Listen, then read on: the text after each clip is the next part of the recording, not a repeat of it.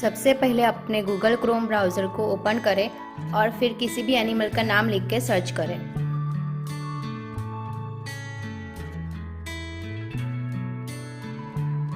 जैसे कि हमने टाइगर लिख के सर्च किया है, फिर नीचे जाके व्यू इन 3D पे क्लिक करना है आपको।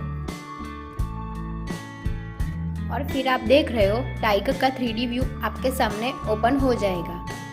आप इस एनिमल को अपने स्क्रीन टच की मदद से किसी भी एंगल में घुमा सकते हो और इसको जूम करके भी देख सकते हो।